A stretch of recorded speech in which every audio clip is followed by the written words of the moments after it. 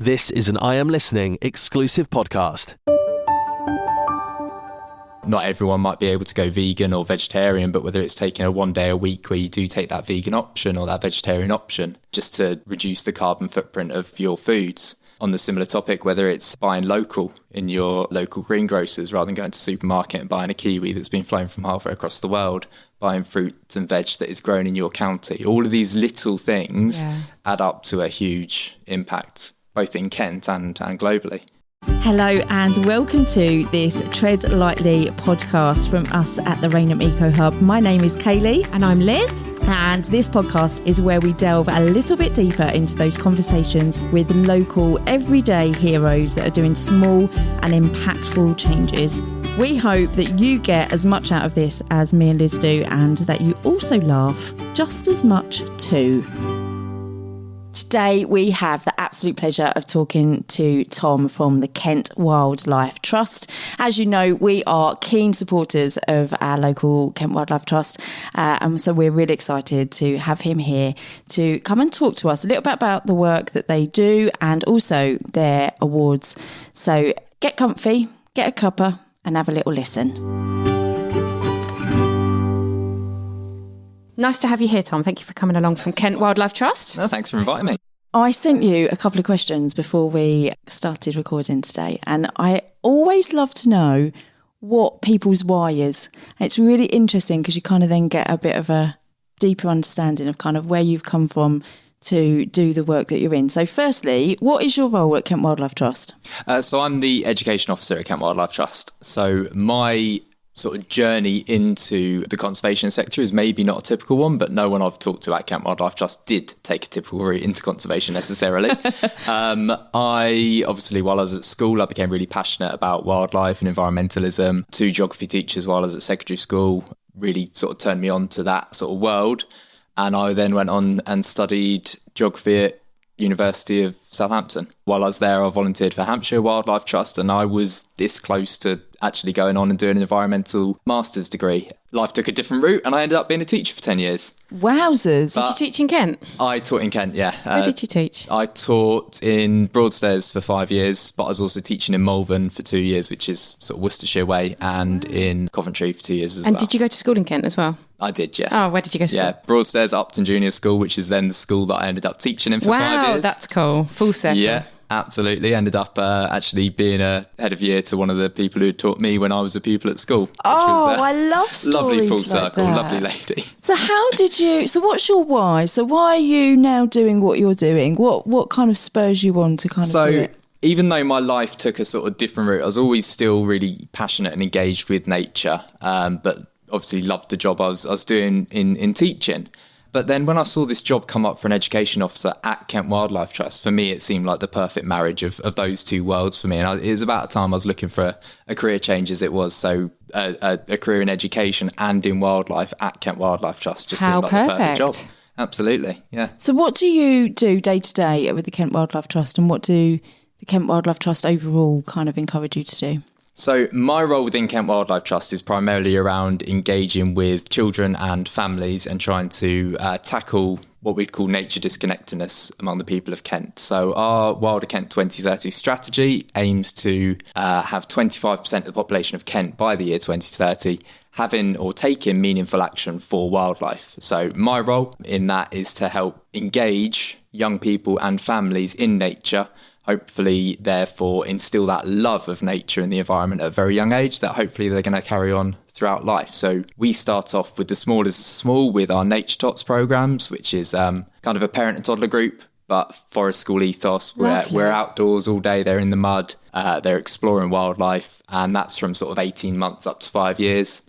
We do school visits where children and school groups come to us at Tyland Barn or at Sevenoaks. They do things like pond dipping and mini beast hunts and, seeing a child's face first time they find a baby newt and things like that. That's where you get that lifelong love of nature from. Do you know what happened the other week? We had an event in our town, and it was a Halloween event, but it was all about autumn and kind of the things that come out at night and all that sort of stuff. And this little lad come up and he was like, "What's that at this table?" And it was a hedgehog. He didn't know what a hedgehog was, and he was about 5. And I thought, out of everything that's gone on in that evening, the fact that kid's gone away knowing what a hedgehog was made my heart really happy. Sorry, absolutely, I digress. But that sort of is what I was saying about the nature disconnectedness. There is a generation that's growing up, because the UK is one of the most nature depleted countries in Europe. Is it? It is. So we, in terms of the land we've given over or we've left to wildlife, we are one of the most nature depleted countries in Europe. That's so depressing. So as a wildlife trust, as Kent Wildlife Trust, we're the biggest conservation charity within the county. Our aim is to have more people connected with nature, more people taking meaningful action for nature, so that hopefully by 2030 and beyond, we've got a county that is more climate resilient, that is more wildlife abundant. What would it look like then? So you say that people be more connected and take action. What describe that? What is that? I think it starts with them engaging with us in our school visits, in our family events that we run. We do things like holiday club and birthday parties. That sparks the initial love of nature, but then for them to carry on so that they're taking meaningful action, whether it's at home in their garden and they're planting wildlife friendly, kind of independent from you. Is that what absolutely you mean? So there's only a certain amount we can do as a trust, as 200 members of staff and a huge team of volunteers, because what we do we couldn't do without volunteers, but we're limited. What we want to do is have communities within Kent taking meaningful action for themselves as well. So that it's not just on the conservation charities in Kent, but everyone in Kent is doing their little bit for nature. And the more everyone does, the more climate resilient, the more nature abundant our county will be. Amazing.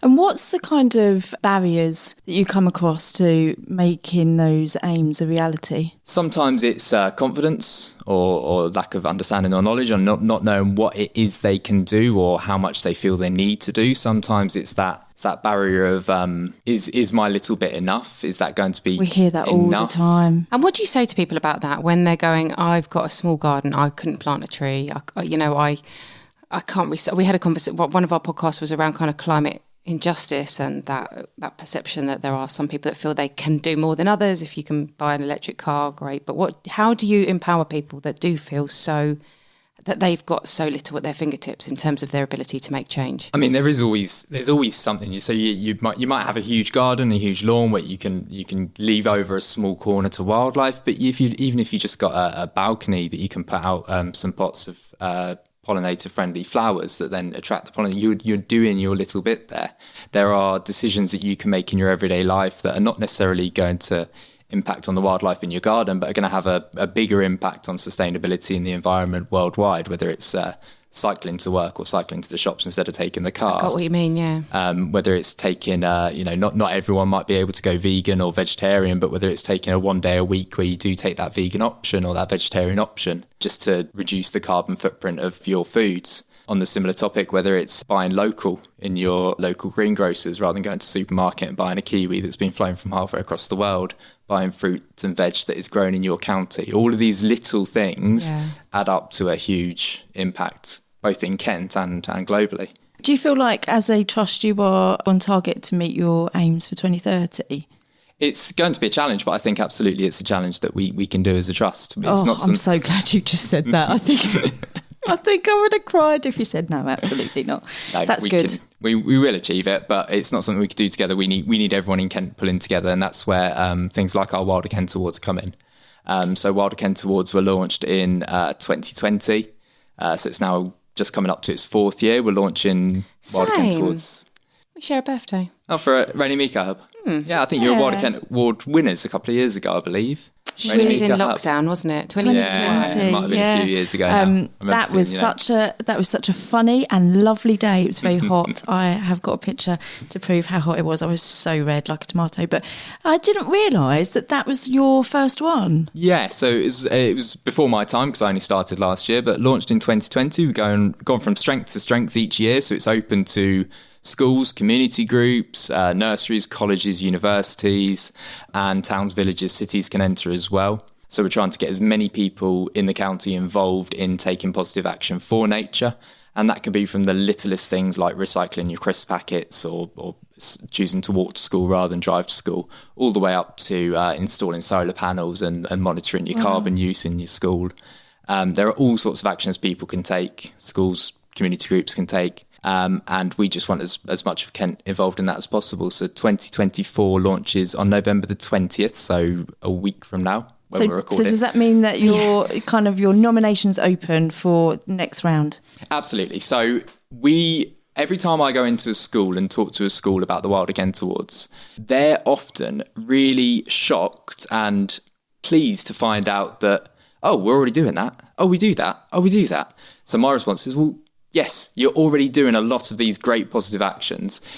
Get yourself nominated for Wilder Kent Awards. Submit your entry for Wilder Kent Awards. Get that recognition. Then that starts you on your journey for the next year. So you're already doing that, and that. Brilliant. What about this?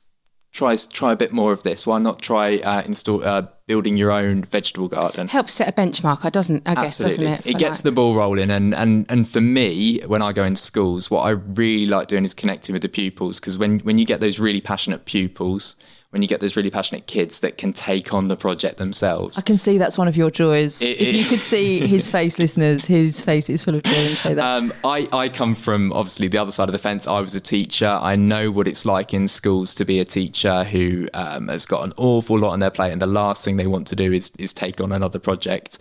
And no matter how passionate they might feel about wildlife and sustainability, there's a lot on their plate. So my way of getting across to them is give it to a group of pupils, give it to your school council or your eco club, and let them run with it. Let them be the ones to plan the projects. Let them be the ones to nag parents and nag TAs and other teachers to get them involved in projects. That's so good. And I guess they must love that you were a former teacher, so you view this through a really kind of understanding lens. You're exactly offering really sustainable, realistic options for them. Yeah, and I'm able to see both sides of the fence now. I'm able to see it from my role in the sort of sustainability and environmental world, but I've also been on the other side with teachers and in schools, so I know exactly how they're feeling as well. So do you find the majority of applications are from schools? Is that kind of your focus, or is it a real mix? I'd say around 60%, 70% of our applications do come from schools. Community groups make up a large proportion of that as well. And then the universities, in Kent University won gold last year, so we've got Kent University applied. What did they do to get gold? Tell us what's that behind that application. So Kent University worked really, really well with their ground staff to give over really large areas of their grounds to nature and to wildlife. But they were also really good at the sustainability and their carbon reduction. I know that they had a climate cafe to talk with their students about eco-anxiety. And they brought a whole community together within the university to sort of make more of their students aware. Do you want to live more sustainably, but you just don't know where to start? Did you, like me, sign up for Veganuary and accidentally buy chicken sausages on day 2? Does the whole eco thing leave you feeling confused and sometimes overwhelmed? If so, this is the podcast for you. Remember to check us out on our socials on Facebook and Instagram, the Rainham Eco Hub. Have you got any standout award winners that you can kind of tell us about? Any that really shone out for you, even if they didn't win gold, but just kind of... Yeah, so I've got a few that always stick in my mind just because it's sort of the ingenuity of they've seen a problem and they've overcome it in a really lovely way. There was one school that persistently had problem with flooding in a certain area of their field. Every year it got flooded. Every year they had to get contractors in to sort of drain the flooding. And then when they took on the Wilder Kent Awards and they're looking at how they can make their campus more climate friendly, they decided to use that flooding as a positive and turned it into a bog garden. So they found lots of plants and species that were going to thrive in a boggy environment, planted all of these... I can't remember the names of species of plants they used, but they planted a lot of these sort of bog-friendly flowers and plants, and that helped to not only help with the drainage, but also help with the biodiversity in the area as well. So help their flooding issue as well? Help their flooding issue because the sort of plants were able to take up more of that water and help with their issue. See, I love that. It's not even thinking outside the box, is it? It's just kind of going, okay, this is the environment that we have got. How can we make the best use of that? Sometimes... Yeah, and that overlap between like sustainability and solving problems. So in that sense, you've solved a problem, you've saved money because you don't need to get the contractors in. Yeah. And that's gold for us, isn't it? That's another thing, isn't it? Money is always something that people say to us, which is like, oh, I don't have the money to do this, I don't have the money to do that. And sometimes we just say, actually, some of these things can actually save you money. So like when you're talking about some schools wanting to change their energy providers and wanting to be able to, do some big changes, it's like, it doesn't have to always cost you money. In fact, it could save the planet and money at the same time. That's often my first in when talking with teachers and pupils, is that a lot of the things they can do are free. And things like their recycling schemes in school, they don't have to pay for them. The pupils can set them up and run with that. Having energy monitors in the classroom to make sure that each child or that each class, the lights are switched off and the computer screen's not. If you get the right child, they will not let you out of the classroom until that light is switched off. You've got one of them. When my son was about 8, he was the energy monitor in our house, right? Absolutely. And he just loved bossing everybody around and being like, you've left that light on, you leaving this on, leaving that on. At the moment, we've got a big thing about water. So anyone that kind of wastes water, my husband drained pasta straight into the sink the other day, and my daughter was like, absolutely not. Yeah, so you're right. Get the right kids. Children love telling adults off. They love telling other children off. So again, talking about the water wastage, if that is a message that starts to resonate around the school, then they're going to be talking to each other about that in the toilets and not pressing the water and not wasting all the paper out of the paper dispensers and things like that. That was me as a kid. I said to my daughter the other day, she was talking about wasting water. I said, do you know what we used to do as a kid? We used to get, the paper towels, soak them and like chuck them on the ceiling. Did you ever do that? No, I wet them and then we turned them into like tiles, so you'd cover all of the mirrors in like wet paper towels. So I don't think kids do that nowadays, because Bella went, Mum, that's such a waste. And I was like, yeah. Was that person? Sorry about that. Person, sorry about that. But yeah, maybe generations have changed. I think that's a generational thing. Yeah. I think generations now are much more aware, and they are talking about it from a very young age. It's not cool as well. Like I loved the other day that my son he's just started secondary school, and a kid in their outdoor space killed a bee in lunchtime, and they went for this kid. They were raging at him, and he was like, big confident kid that thought it would be cool, and once upon a time that would have got a laugh, but everyone was like, what the hell are you doing? And that shift, it did fill me with joy in some ways, that they were all appalled by that behaviour. There was nobody that was cheering this kid on, and I think those little changes it just goes without saying that is just not acceptable anymore. I was going to say, in a bee as well, everyone loves a bee. I remember one PE lesson when I was teaching, I lost half an hour to the whole class because we all rallied around saving a bee because it was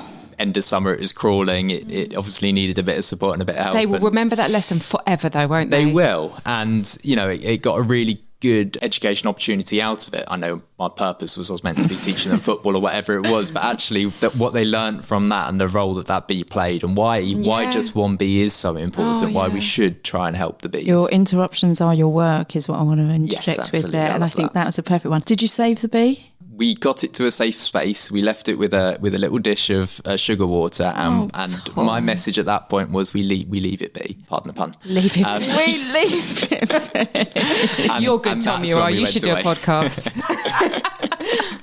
Leave it be. Oh, I love that. This is filling me with joy today. I can see why you was a teacher. I feel like you would make a really, really good teacher. So the awards nominations are going to be opening. So on the 20th of November they launch, and that's sort of our chance to say this is what you can do. So if you go online and sign up for our Wilder Kent Awards, you'll receive your brochure, which is full of tips and hints of things that you can do to help make your space more wildlife friendly, no matter the size, no matter your budget, no matter how many people you've got within your group. It could be an eco community group of maybe 10 members. It could be a secondary school of up to 1,500 children. And on the 20th of November, sign up. You'll receive your booklet, and then between November and May the 31st, which is the submission date, you'll have all of that time to involve your group in a range of projects. Tom, talk to me. I'm not very good at writing. How would it be for getting the actual application form to you? Is it a big, long, complicated form? Absolutely not. No. All we want to hear is what you're doing at school. Some people will want to tell us absolutely every minute detail of what they've done, and they'll want to include photos and videos and posters that their pupils have made, and podcasts that their school have recorded, and blogs they've written, which is great. We love to see it all, and we love to share it. Oh, there are schools that do have podcasts. There are are schools that have they have their own news shows that go out weekly. Yes, there are lots of schools that do love to do these things. Yeah, whether they're eco related or they're just they're showing the news of the school. Yeah, That is so good. Sorry, I think when I was at school, it was the school newsletter, but I think obviously times have moved on and technology's moved with it. It's podcasts and form's incredibly easy. All you need to do is tell us what you're doing, essentially. So it could be as long as you want, or it could be as short as you want. We've got a submission form. It's about 3 pages long, and it's just got boxes to say what you've done within each criteria. So we've got 3 categories. The first one's protecting wildlife, and there's different criteria within that to sort of show you how you can protect wildlife within your grounds. Second category is sustainability and carbon reduction. And then the third one is engaging with nature. So tell us what you are doing as a group. So you could just be doing one but not the other at the minute absolutely, or whatever. Absolutely. And you're not checking for spelling errors and things like that. We are not checking for spelling. I'm conscious that people can sometimes look at these forms and say, oh, this is a headache. So I think we can rule out the We've tried to make it as easy and straightforward as possible. That it just needs to be a submission to tell us what you're doing. If you can include photos and videos as evidence of what you've done, even better, because we can then share that and help spread the message of the fantastic work that your group's doing. But essentially, it's just a submission form that you get when you sign up in November. Yeah. So my tip would be that every time you do something, just make a note of it in the form, so that by time May runs around, you're just submitting that form. You're not sitting down and typing it all out. It's been a working sort of document as you go. Yeah, that's such a good idea. And can I just give you a little bit of feedback now? Because I did email the Kent Wildlife Trust a little while ago to tell them how amazing your website is. Oh, really? It is so good and it's so accessible. And I talk about this so much because I am not academic. I'm not able to read research papers. I'm not able to listen and decipher all of these big environmental words that get thrown about. And so your website is so accessible for somebody like me that can just read it. It has pictures, which that is, I'm not saying that as an unkind thing. That's really, really good. It just makes it so family friendly. We've got a very good comms team that work very hard on the website and work very hard on the content and the accessibility of it all. Give them a shout out. And whenever someone comes to me and says, what can we do for the Wilder Kent Awards? We want to achieve this, but we're not sure how. I always point them to the actions part of our website. So it's Kent Wildlife Trust /actions, and that page has got so much. So if you're wanting to build a pond, it's got about 5 different ways you can build a pond, right from a tub pond all the way up to a sort of mini lake within your grounds. And I followed your instructions to brilliant. make my pond last summer. Fantastic. Yeah, they are really straightforward. They've got images, they've got tips, all there. Really good. So shout out to your comms team because they are actually amazing. I mean, if they ever get spare 5 minutes and want to build our website, I'd give them a cup of tea, really. I'm sure they'll work for a cup of tea and some biscuits. Yeah. There you go. You've signed them up then, Tom. Thank you so much for coming and sharing and telling us all. I'm going to take that story about the bee now with me wherever I go. You're welcome. Thank you so much. Thank you, Tom. Thank you. Thank you for listening to the Rainham Eco Hub's Tread Lightly podcast. If, like us, you're trying to be more sustainable, then like and subscribe to get notified when we release new episodes, or even better, share with your friends and family. Hope you enjoyed today's episode, and thank you for joining us. Stay safe, keep going, and find us on socials. Cheers, guys. This has been an I Am Listening exclusive podcast. For more information, head over to our website, im-listening.co.uk.